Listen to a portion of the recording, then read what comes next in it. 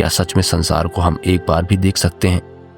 जिस शरीर, आंखों, मन और बुद्धि से हम इसे देख रहे हैं, वे खुद भी तो संसार का ही हिस्सा है। यानी संसार से ही संसार देखा जा रहा है। और जो चीज संसार से अलग है, जो शाश्वत है, उससे संसार कभी देखा ही नहीं जा सकता। इसका मतलब यह हुआ कि असली स्वरूप में संसार की कोई सच्ची प्रतीति ही नहीं है, वह केवल भ्रम है। अब एक और महत्वपूर्ण प्रश्न उठता है, क्या चेतन स्वरूप अर्थात हमारी आत्मा संसार के बिना कुछ कर सकती है? जवाब है दोस्तों, नहीं, क्योंकि क्रिया केवल संसार में होती है, स्वरूप में नहीं। यानी हमारी आत्मा किसी भी प्रकार की क्रिया से जुड़ी नहीं है। अब यहां सबसे बड़ा निष्कर्ष आता है, संसार केवल दो चीजों से बना है, क्रिया और पदार्थ। यदि आत्मा का क्रिया और पदार्थ से कोई संबंध नहीं है, तो इसका मतलब क्या हुआ? इसका मतलब यह हुआ कि शरीर, इंद्रिया, मन, बुद्धि, यह सब केवल दिखावटी है। इनकी कोई सच्ची सत्ता नहीं है।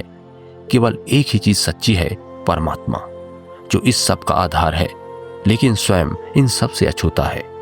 अब सोचिए, अर्जुन भी तो यही गलती कर रहे थे। वे सोच रहे थे कि युद्ध में लोग मर जाएंगे, सब नष्ट हो जाएगा।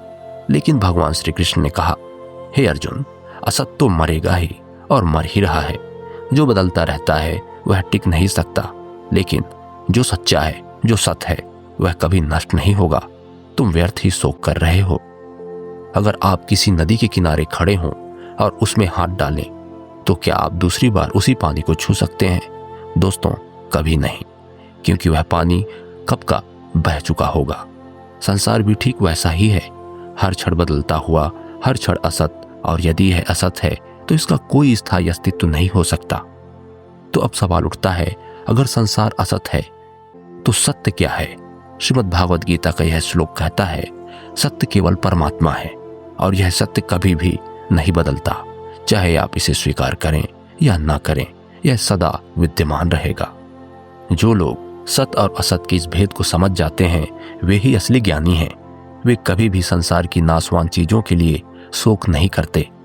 इसलिए गीता कहती है, जो पंडित होते हैं, जो धीर होते हैं, जो तत्वदर्शी होते हैं, वे संसार के नाश होने से विचलित नहीं होते, क्योंकि वे जानते हैं कि असली सत्ता केवल सत्य की है। तो दोस्तों, अगर आपको यह समझ में आ गया कि संसार असत है और परमात्मा ही एकमात्र सत्य है, तो आप भी तत्वदर्शी होने की ओर कदम बढ़ा रहे हैं। अगर यह ज्ञान आपको अच्छा लगा तो वीडियो को लाइक करें, कमेंट करें और इसे दूसरों तक पहुंचाएं, ताकि वे भी सत्य को जान सकें। अगली बार जब आप संसार की चीजों में खो जाएं, तो एक पल रुकें और सोचें, क्या यह वास्तव में सत्य है या मात्र एक बदलती हुई फिल्म का दृश्य?